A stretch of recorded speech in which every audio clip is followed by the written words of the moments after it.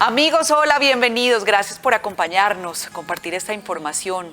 Edificamos todos los días, juntos aprendemos, juntos crecemos. Hoy está con nosotros este gran amigo William Sánchez, más conocido como Wi, y vamos a hablar de reordenar el cerebro. ¿Cómo así que reordenar el cerebro? Vamos primero a aprender cuáles son los tres cerebros que tenemos los seres humanos. Vamos a aprender cómo funciona cada uno de ellos, para qué nos sirven, cuáles son sus funciones. Y en la segunda parte vamos a ver cómo entrenar el cerebro para que nuestras creencias no nos manejen la vida, para que nosotros manejemos nuestra vida desde el amor, porque cuando hacemos las cosas con amor, realmente todo sale muchísimo mejor y eso es verificado. ¿Sí o no, Wi? Bienvenido. Es un honor estar de nuevo en tu diario, escribiendo páginas en tu diario, sabes que es así. Te doy muchas gracias por la invitación. Y quiero empezar este programa, como lo propones, hablando del cerebro, con una frase de Woody Allen que dijo: el cerebro es mi segundo órgano favorito. No le voy a preguntar cuál es el primero, pero con que sea el segundo órgano favorito, fantástico. Y yo comparto esa idea. Creo que es una maravilla todo lo que la evolución ha hecho, querida Di, con respecto a las posibilidades que tenemos de esos tres cerebros. Uno básico, instintivo, reptil, el paleoencéfalo. Uno mamífero, afectivo, emocional, ese sistema límbico, el mesoencéfalo, y la neocorteza, con dos hemisferios especializados. Podemos reestructurarlo, podemos aprovechar la neuroplasticidad.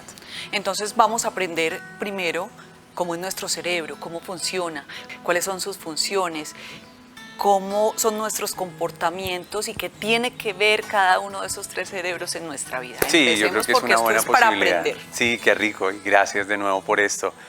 500 millones de años, memoriza esa fecha o esa cifra. 500 millones de años atrás nosotros somos básicos, reptiles, y la emoción primaria que te gobierna, Dianita, y la que me gobierna a mí es el miedo. El miedo es la emoción alojada en el cerebro primitivo. ¿Quieres tocarte aquí? Así, esa parte de tu cerebro, la parte anterior, ahí está alojado, paleoencéfalo. Es instintivo, se encarga de la supervivencia, se encarga de la reproducción. La emoción primaria que lo gobierna es el miedo. Y tú y yo jamás podríamos dejar de tener miedo. La única forma para dejar de tener miedo es morir, porque mientras seamos seres vivos, biológicos, el miedo es un esquema adaptativo de supervivencia. Te evita lanzarte por este balcón. Esto tiembla un poquito y el miedo te pone a salvo. Ese es el primer cerebro. Está bien, es instinto. El instinto está vinculado un poco al olfato. Cuando vas a consumir un alimento y... no me gusta, no, o me gusta mucho. Sí, y entonces te previene, no te comas eso, no te comas eso, no te comas eso. Está alojado en la memoria primitiva. Siempre te cuida, siempre te quiere poner a salvo. Pero ojo con la palabra, Di, y queridos televidentes de este diario. Supervivencia o sobrevivir. Y la verdad es que no estamos diseñados para sobrevivir, estamos diseñados y evolucionamos para vivir y vivir en abundancia. Uy, dos preguntas. ¿Sí? Este cerebro reptil lo tenemos todos los mamíferos. Todos. Absolutamente, sin excepción. Incluso serpientes, lagartos, todo lo más básico de la especie lo trae. Es el primitivo, el reptil. Las tortugas, las lagartijas tienen cerebro reptil. Ellos no son mamíferos, por tanto no desarrollaron ese que tú y yo sí tenemos, el segundo. 200 millones de años. El cerebro mamífero. Este miedo Sí. que se origina en el cerebro reptil Sí. es un miedo como una energía, es una energía que nos mueve, que nos hace accionar Así ante es. algún peligro. O sea, Así que es. no es tan negativo ese miedo como muchos piensan. Perfecto, Di. Si quieres, pongamos una distinción que le es muy útil a nuestros seguidores del diario. Una cosa es el miedo en cuanto a mecanismo biológico y es benéfico porque te mantiene a salvo, porque te cuida, porque te defiende. Y otra cosa es el temor, que ya es una construcción mental. Jamás podrías dejar de tener miedo, pero sí puedes dejar de tener temor, que son las proyecciones de nuestros propios miedos. Entonces generalmente decimos, no es que le tengo miedo a esto y le tengo miedo a esto. No, le temes. Temor es mental, es constructo mental, es una proyección. El miedo en realidad es un maestro. A ese respecto, Roberto Pérez, el miedo es a la vida lo que el aire es al fuego. Mira esas velas. Ahí hay una corriente de aire. Y el aire puede ser el miedo. La vida es el fuego. El aire puede extinguir ese fuego si ese fuego no es lo suficientemente consistente. Pero el aire, el miedo, también puede avivar el fuego. Si la vida es consistente, si eres más espíritu y más alma, incluso el miedo te acciona, como bien dices tú, te potencia, te impulsa. ¿Escuchaste a veces que en un momento de miedo alguien sacó fuerzas de donde no tenía y fue capaz de levantar pesos que no eran lógicamente levantables? Pero fue tal la descarga de adrenalina y de cortisol por salvar una vida, que fue capaz de levantar un peso o se arrojó con valor sin temor alguno, poseído por ese instinto, y atravesó toda una autopista para poner a salvo una mascota o a su pequeño hijo. Esa es una función de supervivencia del miedo. Sin embargo, cuando consentimos el miedo y solo nos movemos por el miedo, estamos expuestos a estas tres formas: ataca, huye o se paraliza. Por eso digo que el miedo solamente sirve para sobrevivir. Pero tú, Diana Patricia Álvarez, y yo, William Fernando Sánchez, no fuimos creados por Dios para sobrevivir. Fuimos creados para vivir y vivir en abundancia.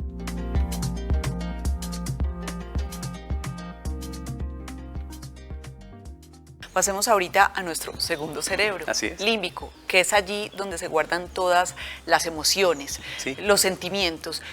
¿Cómo es? ¿Cómo funciona? ¿Y cuáles son los comportamientos que se derivan de allí? Bueno, 500 millones de años, sistema primitivo, solamente nacer, crecer, reproducirse y morir. Surge una evolución en el cerebro, 200 millones de años, sistema límbico, el cerebro mamífero, y se configuran las emociones para alojar memoria y aprendizaje. Hay una parte en el sistema límbico que es el hipocampo, en donde se guardan los recuerdos más poderosos. Fíjate, un cocodrilo que no tiene sistema límbico no tiene memoria de ayer. Una lagartija va pasando por ahí, tiene sed, va a buscar agua, un depredador la ve, se lanza y ella por instinto huye, se alcanza a salvar, pero no tuvo dónde alojar el recuerdo, no tuvo dónde alojar el aprendizaje, no tiene sistema límbico, no es mamífero, es reptil, y vuelve y pasa por ahí. El depredador la ve, se la come, queda embarazada, bueno, y ahí viene el problema. Etcétera, y ahí pasa todo lo que El tiene buen que humor pasar. tiene que ver con eso, con los mamíferos. Muy Y entonces los mamíferos tenemos la oportunidad de guardar, alojar químicamente a través de la emoción el aprendizaje, las memorias. Por eso un elefante, cuando va en la migración, en algún punto, alguno de la manada muere.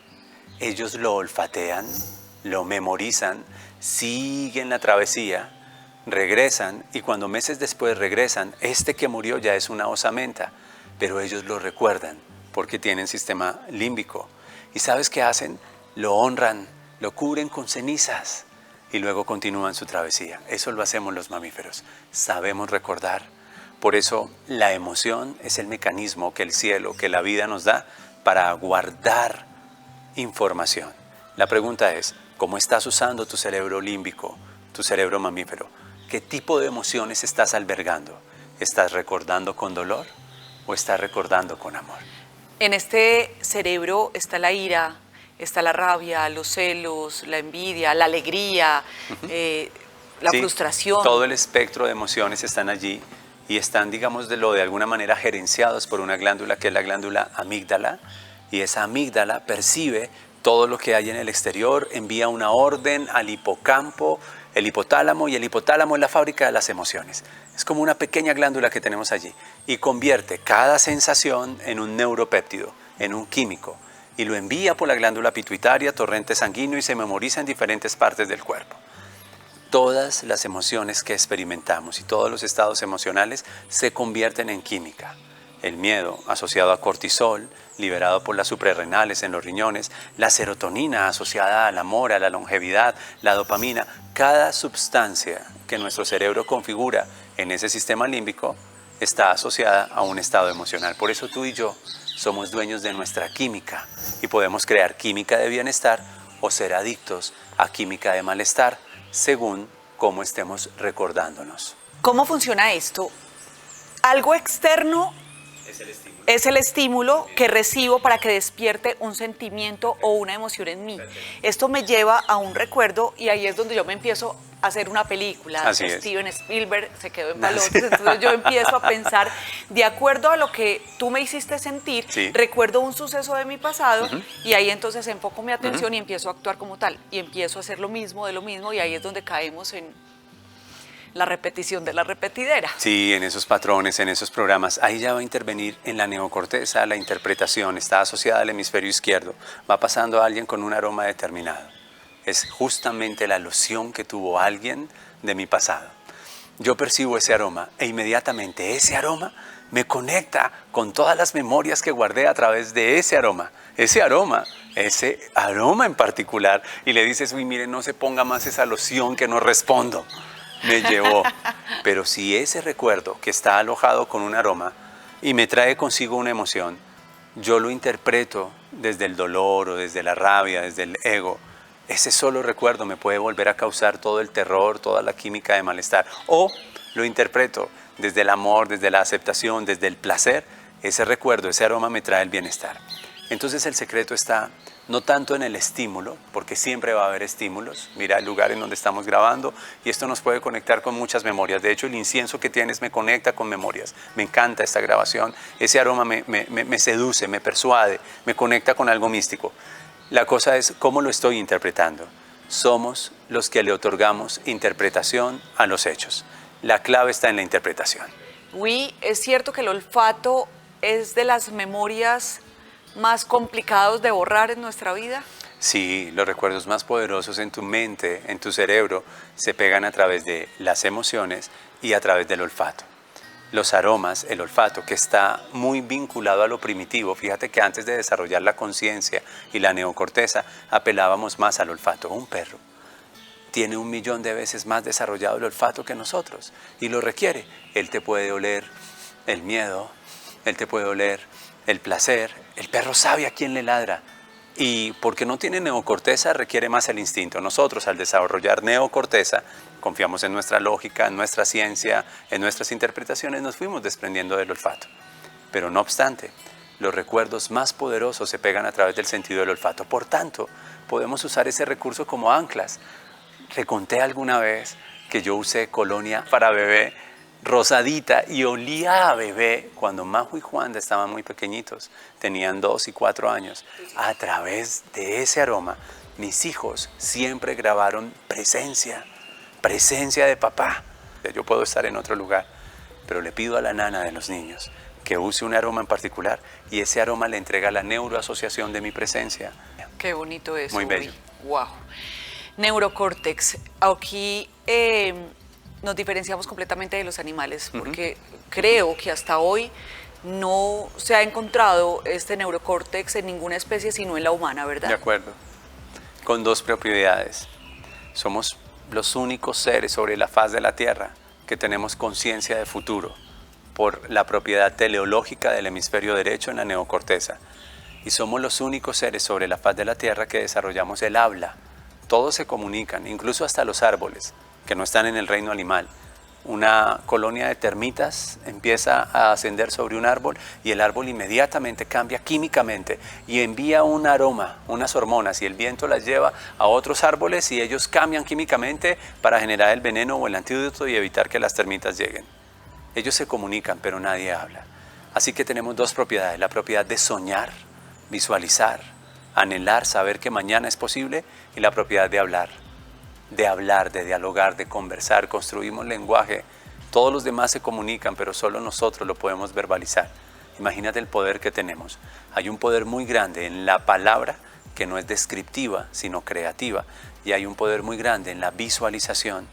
Soñar, visionar, visualizar, crear, son propiedades de ese tercer cerebro en la evolución, neocorteza.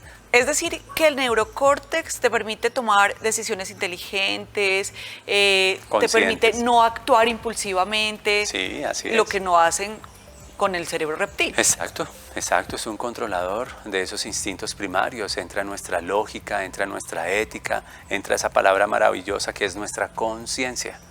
Esa vocecita, eso está ahí. nos permite gobernar nuestros instintos, nos permite ser más que primarios, nos permite incluso interpretar y resignificar nuestras emociones. Es una gran virtud, es una gran propiedad. Nos permite saber, aprender, conocer y compartir ese conocimiento, de una parte. Pero de otra parte, nos permite saber qué somos y saber quiénes estamos llamados a ser. Pones un espejo grande frente a un gato o a un perro y ellos no tienen neocorteza, ellos no saben qué son. Ese perro ve otro perro, no se ve a sí mismo. Ese gato ve otro gato, El que está ladrando no se allí. ve a sí mismo. Y entonces ellos se ven en un reflejo, pero ven a otro. Nosotros nos vemos en el espejo y nos reconocemos. Quiere decir que sabemos qué somos. Hemisferio izquierdo, neocórtex. Pero también tenemos la oportunidad y la posibilidad de saber quiénes queremos llegar a ser. Y a mí eso me parece fantástico. Wow. Conociendo nuestro cerebro y haciendo un profundo énfasis en cada uno de ellos, ¿cómo funcionan entonces los recuerdos, las emociones? Y yo quiero que nos lo expliques con un ejemplo muy fácil.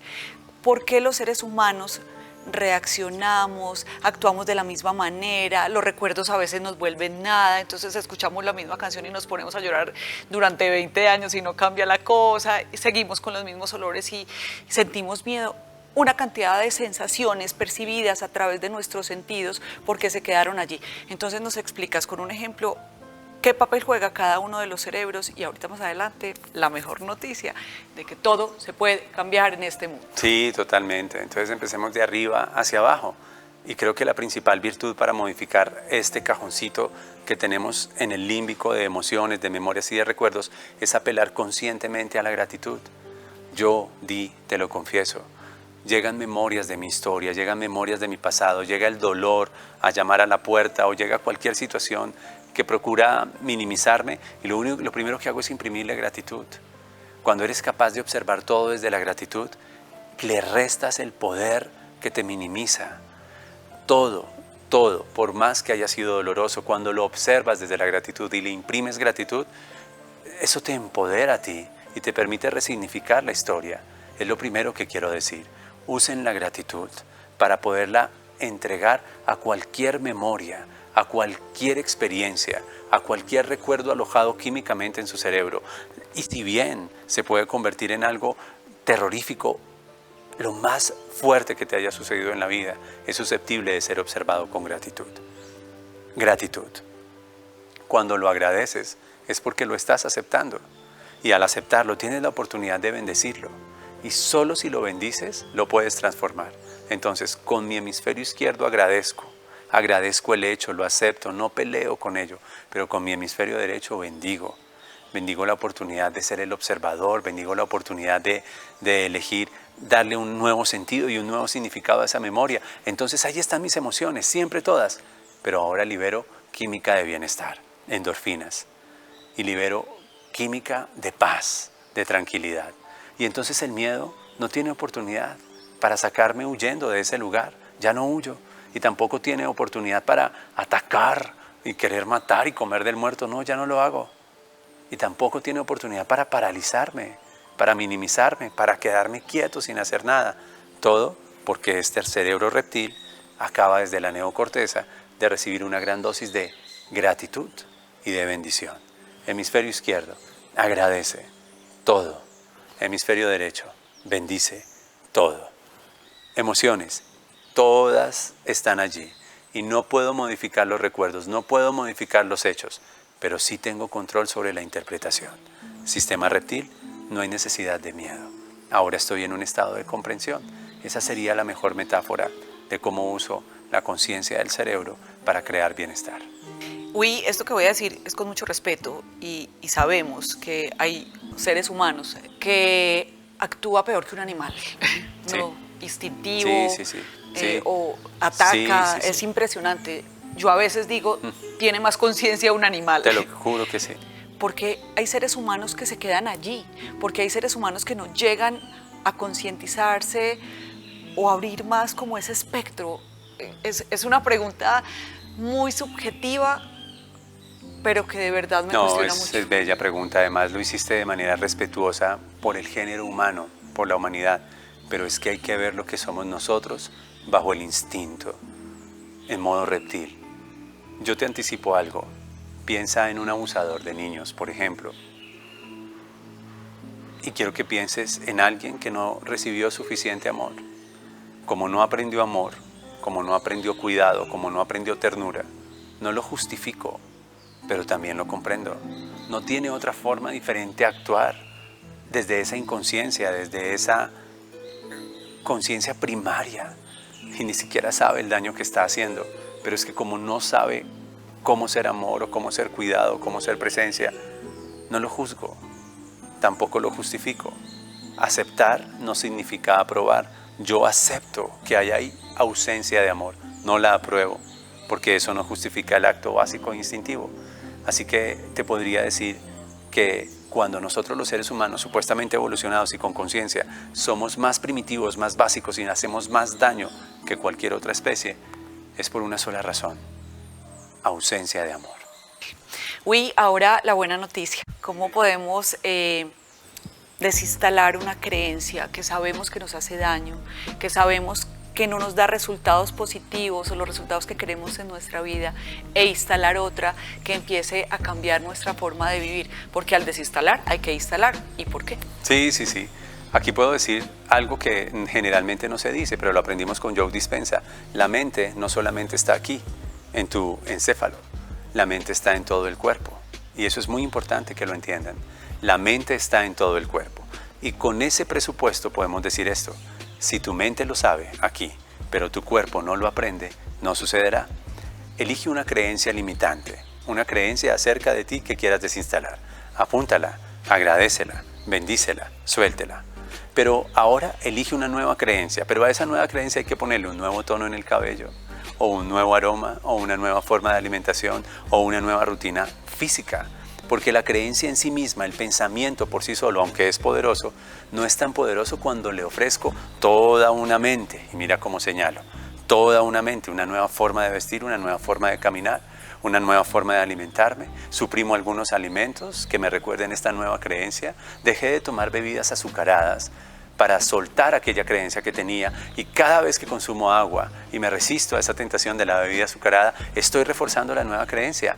Llévalo a un acto, llévalo a tu cuerpo. Hice algo con mi cabello, hice algo con mi rostro, qué sé yo, lo que quieras, pero hazlo y pégalo, porque, insisto, si tu mente lo sabe, pero tu cuerpo no lo aprende, no sucederá. Hay que anclarlo. Sabes que a mí me preguntan mucho: Dianita, pero es que ¿cómo sé cuál es esa creencia que me limita? Háganse una pregunta: ¿qué harías si no tuvieras miedo? Y verifica, ¿qué serías capaz de hacer si no tuvieras miedo? Y para identificar esas creencias, escriban la sigla BACOG, que es visual, auditivo, kinestésico, olfativo y gustativo. Y verifiquen qué viste, qué escuchaste, qué sentiste, qué oliste o qué degustaste que no te gustó, que te hizo daño. Y luego lo verbalizas y el cerebro te entrega el recuerdo, o lo que dijo esa profesora, o lo que viste que hizo ese familiar, o lo que sentiste en tu cuerpo, o una memoria BACOG con K. Y entonces, ¿cómo sé que me limitan? Muy simple: me quitan la paz y me quitan el gozo. Señoras y señores, aquí Uy nos acaba de dar una clave perfecta, y una clave que les va a funcionar, o nos va a funcionar a todos muy bien, para detectar creencias, para cambiarlas. Así que a empezar a trabajar, porque nunca es tarde. Uy, muchas gracias a ti, por estar. Muchas gracias. Me encanta hablar contigo. Encantado de estar en este diario. Recuerden siempre que ser feliz es una decisión. Nos vemos.